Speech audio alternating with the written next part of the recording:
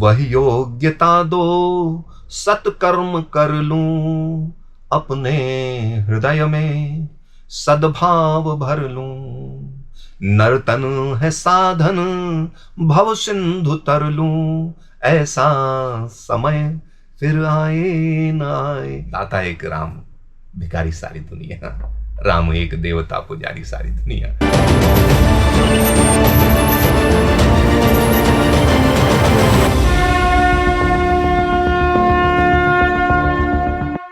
देख रहा हूं ध्यान लगाए, मैं तुझ में तू मुझ में है।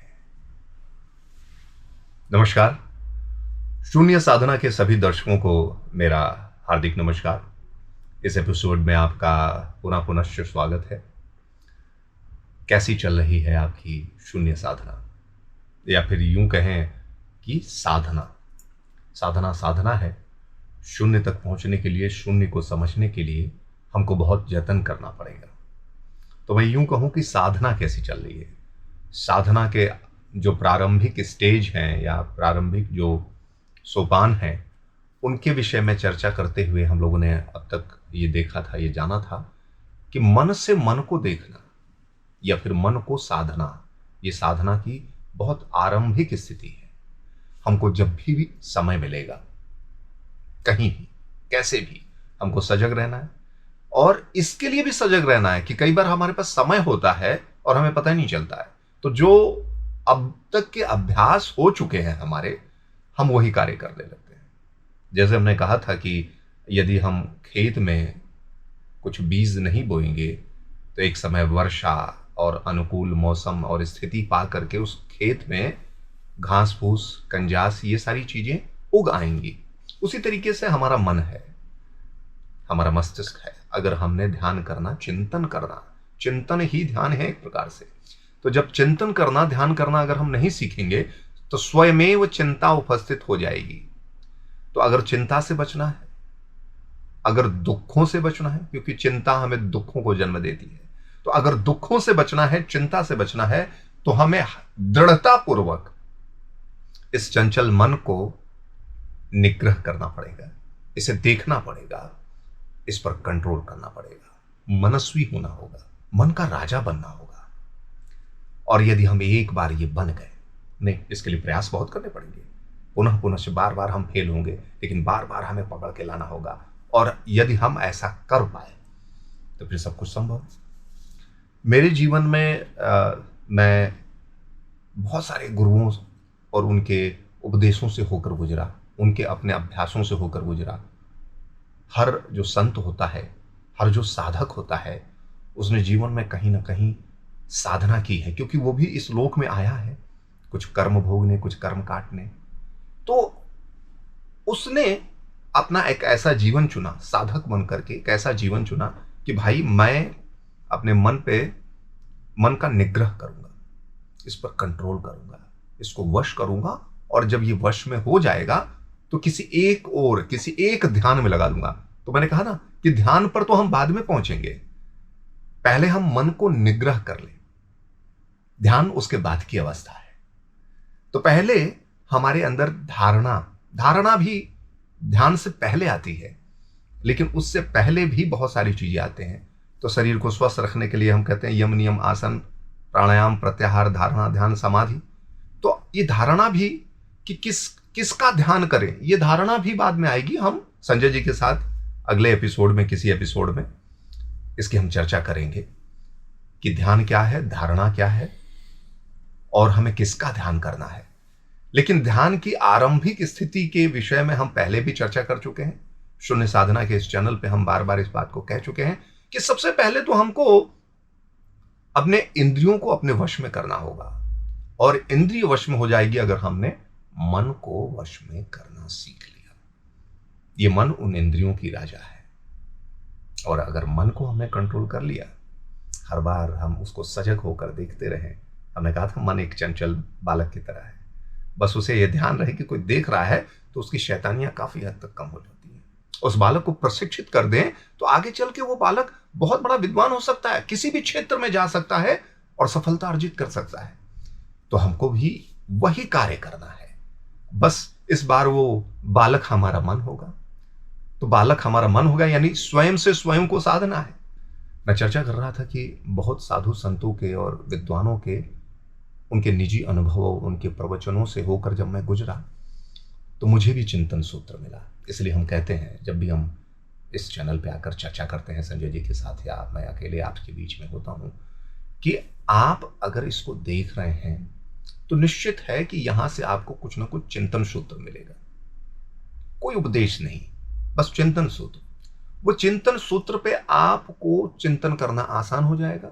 और जब चिंतन करेंगे तो हमने कहा भी कि चिंतन ध्यान की आरंभ की स्थिति है। फिर हमारा मन निग्रह होने लगेगा, हमारे वश में होने लगेगा, और फिर हम उसे जिस ओर लगाना चाहें उस ओर लगाएं। तो जैसे हमने कहा कि हमारे जीवन में, मैं एक बार पहले बता चुका हूं कि हमारे जीवन में सबसे पहले कबीर आए गुरु के रूप में। कबीर के बाद बहुत सारे लोग आए, लेकिन उसके बाद एक शख्स आए, एक साधु आए, एक संत आए, और दिव्य संत, दिव्य मूर्ति।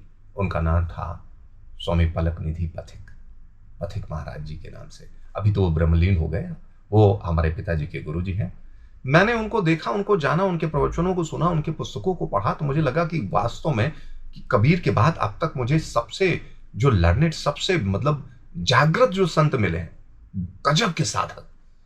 उनके पुस्तक वगैरह मैं पढ़ता हूँ। देखिए ये पुस्तक है, ये उनको आप देख पा रहे होंगे। उनकी पुस्तकों को अगर आप पढ़ेंगे, ये मिल जाएंगी, आसानी से मिल जाएंगी। उसका अता पता जो भी कुछ होगा, या फिर जो संपर्क सूत्र होगा, मैं वो इस एपिसोड में आपको देने की कोशिश करूंगा, या लिंक में डिस्क्रिप्शन में इसको डाल दूंगा। तो उनकी पुस्तकों को पढ़ने से कुछ ही पढ़ता था, जैसे एक पेज ही पढ़ा, अचानक आपका ध्यान लग जाएगा। आप अगर सजग हैं तो आपका ध्यान लग जाएगा, क्योंकि इसमें किस्से कहानियां ज्यादा नहीं होती, बिल्कुल नहीं। इसलिए बहुत सारे लोग जिनको किस्से कहानियों के रूप में कथा सुन करके आनंद को प्राप्त होना है, या कुछ देर के लिए क्षणिक आनंद प्राप्त होना है, उनको स्वामी पथिक जी और उनकी जो ये पुस्तकें हैं वो बिल्कुल नहीं समझ में आती थी। लेकिन हाँ, जो ढूंढ रहे हैं, जो सजग हैं, जो साधक हैं, उनको पथिक महाराज जी की जो भी ये पुस्तक है, या जो भी उनके भजन है, प्रवचन है, आप थोड़ा सा भी इनको सुनेंगे तो आपका स्वयमेव चिंतन प्रकट हो जाएगा। तो उनकी पुस्तकों में एक प्रार्थना लिखी होती थी, बड़ी प्यारी प्रार्थना। अब सोचिए किस भाव में आकर, साधना की किस स्थिति में स्वामी पथिक जी ने ये प्रार्थना लिखी थी। आज के इस एपिसोड में मैं स्वामी पथिक जी की वही प्रार्थना आपके बीच में रख रहा हूं। अगर सरल हृदय भाव से अगर इसको आप भजेंगे, परमात्मा इतने पे ही, सरलता पे रीझते हैं प्रभु। और सरलता की उनकी ये वाणी, स्वामी पथिक जी की वाणी को आप जरा देखिए। उन्होंने बहुत प्यारा लिखा है कि हे नाथ अब तो ऐसी दया हो, जीवन निरर्थक जाने न पाए।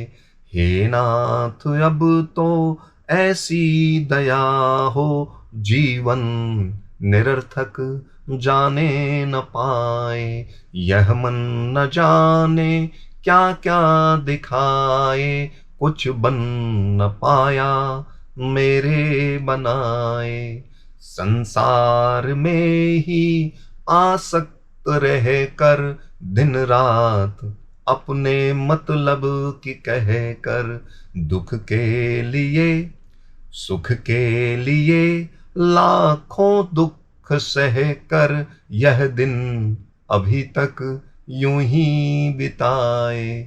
ऐसा जगा दो फिर सो न जाए, अपने को निष्काम प्रेमी बनाए। हम आपको चाहें और पाए, संसार का कुछ भय रह न पाए। ऐसा जगा दो फिर सो न जाए, अपने को निष्काम प्रेमी बनाए। हम आपको चाहे और पाए, संसार का कुछ भय रह न जाए। वह योग्यता दो सत्कर्म कर लें, वह योग्यता दो, वह योग्यता दो सत्कर्म कर लूं, अपने हृदय में सद्भाव भर लूं। नर्तन है साधन, भव सिंधु तर लूं। ऐसा समय फिर आए न आए। हे प्रभु हमें निरभिमानी बना दो। हे प्रभु हमें निरभिमानी बना दो। दारिद्र हर लो, दानी बना दो। आनंदमय विज्ञानी बना दो। मैं हूं पथिक यह आशा लगाए। हे नाथ अब तो ऐसी दया हो, जीवन निरर्थक जाने न पाए। जीवन निरर्थक जाने न पाए। अगर आपने इसको ध्यान से सुना होगा तो मुझे ऐसा लग रहा है कि आपकी भावना भी इसे कनेक्ट हो गई होगी। अब सबके अंदर परमात्मा का वही अंश है। तुलसी बाबा ने लिखा है, ईश्वर अंश जीव अविनाशी, चेतन अमल सहज सुख राशि। हमारे गुरु जी बार बार इसको कहते थे, स्वामी पथिक जी महाराज। कृष्ण स्वयं इस बात को गीता में कहते हैं, अहमात्मा गुणाकेशात् सर्वभूतायश्च स्थित। मैं ही आत्मा के रूप में सभी भूत प्राणियों के हृदय में व्याप्त हूं। मैं ही सबका प्रारंभ, मैं ही सबका मध्य और मैं ही सबका अंत हूं। अनेक साधक, भैया कोई भी साधक हो, जब साधना की उस पथ पे चलता है, साधना की उच्चावस्था में होता है, तो उसको भी उसी प्रकार की अनुभूतियां होती हैं। और उसी अनुभूति का ये फल है, ये जो प्रार्थना है, जिसको मतलब सरल कंठ एक उद्गार के रूप में स्वामी पथिक जी के महाराज से के श्रीमुख से हमें प्राप्त हुई है। देखिए कैसे भाव अगर इनकी व्याख्या में जाए। हे नाथ अब तो ऐसी कृपा हो, जीवन निरर्थक जाने न पाए। साधना की स्टार्टिंग जब होती है, जब हम देख लेते हैं इस जगत प्रपंच को, जब हम जान जाते हैं कि भैया जो चीजें हैं वो स्वयं हो रही हैं, थोड़े से प्रयास से वो काम हो रहे हैं। अब व्यर्थ के प्रपंचों में ना फंसकर कुछ आत्मिक कल्याण के लिए किया जाए, कुछ परमानंद की प्राप्ति के लिए किया जाए, कुछ परम शांति की प्राप्ति के लिए किया जाए। क्योंकि संसार के इस प्रपंच में हम जितना उलझ रहे हैं, हम उतने अशांत होते जा रहे हैं, उतने दुखी होते जा रहे हैं। हमारे अंदर उतनी दारिद्रता, उतना ही दुर्गुण भरता जा रहा है। तो जब साधना का प्रारंभ होता है तो वो प्रभु से कहते हैं कि हे नाथ अब तो ऐसी दया हो, जीवन निरर्थक जाने ना पाए, ये जीवन निरर्थक ना जाए। कितनी बड़ी बात है कि ये सबसे पहली कि ये जीवन निरर्थक जाने ना पाए। और अगली पंक्ति वो कहते हैं कि यह मन न जाने क्या क्या दिखाए, कुछ बन ना पाया मेरे बनाए। देखिए आ गए ना हम लोग शून्य साधना की उस शुरुआत, उस प्रारंभ मन पे। मन ही सब प्रपंच करा रहा है। ये मेरी बात नहीं है, ये मैंने नहीं कहा, ये मैंने बिल्कुल नहीं कहा। ये देखिए एक साधक, एक सिद्ध पहुंचे हुए संत की वाणी है। उस वाणी से उन्होंने कहा, यह मन न जाने क्या क्या दिखाए और कुछ बन न पाया मेरे बनाए। ये मेरे को भी एक बार आभास हुआ। एक बार मैं भी अपने जीवन में किसी व्यवसाय में बहुत आगे बढ़ा, बहुत अच्छा करोड़ों में अचीव किया, और अचानक सब समाप्त हो गया। और उसके बाद मैं अवसाद में, डिप्रेशन में ऐसा एक लंबे समय तक रहा। उसके बाद ये ज्ञान हुआ, जब उससे निकला मैं अवसाद से, तो ज्ञान हुआ कि अगर भाई मेरे करने से होता तो मैं तो बार बार कर सकता हूं उतना। बहुत सारे लोग जो कुछ प्राप्त करते हैं वो फिर कुछ भगवती मनौती बार बार वो करने लगते हैं। उनको लगता है कि फलाना बाबा के यहाँ गए, फलाना जगह भगवान को माने, उनके मंदिर में गए, वो ऐसा किए तो ये सारी चीजें मिले। नहीं, वो आपके पूर्व जन्म का जो अपना प्रारब्ध है, वो भाग्य है, और इस जीवन का जो आपका पुरुषार्थ है, उन दोनों के संयोग से ये प्राप्त हुआ है। किसी मंदिर मस्जिद, किसी बाबा को, किसी फकीर को कहीं आने जाने से ये अचीवमेंट नहीं हुआ। और जो आपने ये प्राप्त किया है, तो जब आप प्राप्त कर लेते हैं तो उसको आप खुले हाथों से जब देते हैं, जब दूसरों में बांटते हैं, तो अगले जीवन के लिए या इस जीवन में उत्तरार्ध के लिए, आगे के लिए आप फिर से अपने कर्म अच्छे बना लेते हैं, फिर से अपने भाग्य को बना लेते हैं। तो देखिए साधक की कविता पे आते हैं कि यह मन न जाने क्या क्या दिखाए, कुछ बन न पाया मेरे बनाए। और क्या किया कि संसार में ही आसक्त रहकर, दिन रात अपने मतलब की कहकर, सुख के लिए लाखों दुख सहकर, यह दिन अभी तक यूं ही बताए। स्वयं विचार कीजिएगा। चिंतन सूत्र है कि सुख के लिए हमने कितने दुख सहे हैं, और क्या वो जो सुख मिला हमें वो बना रहा सदैव सदैव हमेशा के लिए? वो सुख भी चला गया, दुख आता है वो भी चला जाता है, सुख आता है वो भी चला जाता है। इस जीवन में कुछ भी निरंतर नहीं है, कुछ भी निरंतर नहीं है। एक परमात्मा कृपा जो हमारे अंदर, वो जो ज्योति है, जो आत्मा रूप में वो विद्यमान है, वही निरंतर है। बाकी तो शरीर भी एक दिन ये नहीं रहेगा, शरीर की स्थिति भी निरंतर नहीं है। बाल्यकाल से जवान हुए और वे देखिए ना, हमारी भी दाढ़ी मूंछ पक गई, हम भी बूढ़े हो रहे हैं, आपकी भी अवस्था धीरे धीरे ढल रही है। तो निरंतर कुछ नहीं है, अंदर जो आत्मा है वो निरंतर रहेगी। तो उस निरंतरता का ध्यान, उस परमात्मा का ध्यान, तो संसार में ही आसक्त रहकर दिन रात अपने मतलब की कहकर सुख के लिए लाखों दुख सहकर यह दिन अभी तक यूं ही बिताए। और ऐसा जगह तो फिर क्या करना है? ये जान गया कि यह दिन अभी तक यूं ही बिताए, ये जान गया, ये जिस दिन आपको, अगर ये आपको मालूम हो गया, जैसे मैं साधना की इस अवस्था में, ये मुझे मालूम है कि ये दिन अभी तक बीते, नहीं पता है तो आपको भी एक दिन अभी स्थिति आएगी। जब तक नहीं आती है तब तक जीवन को जैसे भी समझ रहे हैं वैसे समझते रहिए। लेकिन जिस दिन ये आ जाती है, साधक को ये स्थिति आ जाती है उसके जीवन में कि सुख के लिए लाखों दुख सहकर यह दिन अभी तक यूं ही बिताए, उसके बाद अगला स्टेप क्या होता है? वो प्रार्थना करता है कि ऐसा जगा दो फिर सो न जाऊं, अपने को निष्काम प्रेमी बनाऊं, मैं आपको चाहूं और पाऊं, संसार का कुछ भय रह न जाए।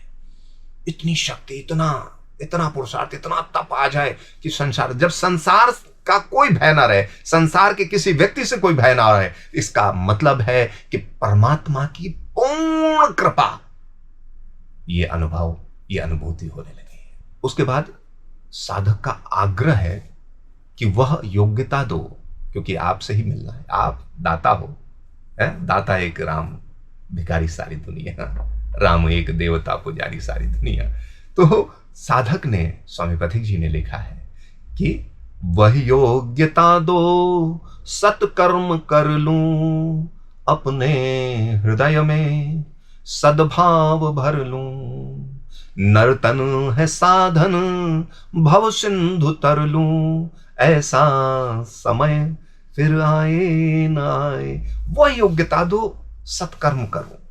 अब तक तो न जाने अपनी कामनाओं की सिद्धि के लिए जाने अनजाने में कितने पाप कर्म, कितने असत्य कर्म हुए। अब सत्य कर्म करना, वह कर्म जो सत्यमय हो, सत्य सार्थक सर्वदा, सत्य ही ब्रह्म है।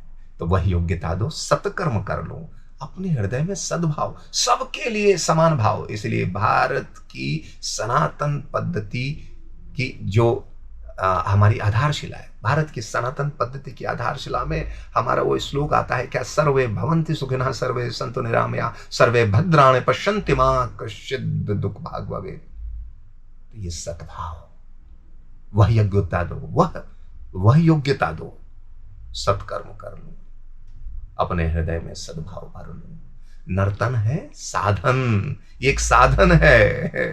परिवार फलाना डिमा का इसके लिए ही सिर्फ नहीं, वो तो एक माध्यम है इस जग प्रपंच को, इस जग की माया को आगे बढ़ाने के लिए, लीला को आगे बढ़ाने के लिए। तो वो तो अब स्वयं हो जाता है सबका। मेरे रहते भी ये परिवार चलता है, और जो नहीं है उनको भी भ्रम ना हो, उनका भी परिवार चलता है। तो परमात्मा का ही परिवार है, वो चलता रहेगा। तो नर्तन है साधन, भव सिंधु तर लूं, ऐसा समय फिर आए ना आए। पता नहीं ऐसा समय फिर दोबारा आना है, आ पाएगा या नहीं आ पाएगा। देखिए प्रार्थना, देखिए एक साधक की, और अंतिम लाइन, उसके बाद आती है उनकी प्रार्थना की अंतिम दो पंक्तियां। हे प्रभु हमें निरभिमानी बना दो, दारिद्र हर लो, दानी बना दो, आनंदमय विज्ञानी बना दो, मैं हूं पथिक यह आशा लगाए। हे प्रभु हमें निरभिमानी बना दो, दारिद्र हर लो, दानी बना दो, आनंदमय विज्ञानी बना दो, मैं हूं पथिक यह जीवन पथिक। इस जीवन में हम सब पथिक हैं। तो मैं हूं पथिक यह आशा लगाए। हे नाथ अब तो ऐसी दया हो, हे नाथ अब तो ऐसी कृपा हो, जीवन निरर्थक जाने न पाए। इस प्रार्थना को अगर हम दैनिक रूप से पढ़ें, पाठ करें, सुने और तनिक इस पर ध्यान, तनिक इस पर हमारा चिंतन प्रवृत्त हो जाए, तो वास्तव में इस प्रार्थना ने हमारे जीवन में हमारा बहुत कल्याण किया है। और ये सबका कल्याण करने के लिए है।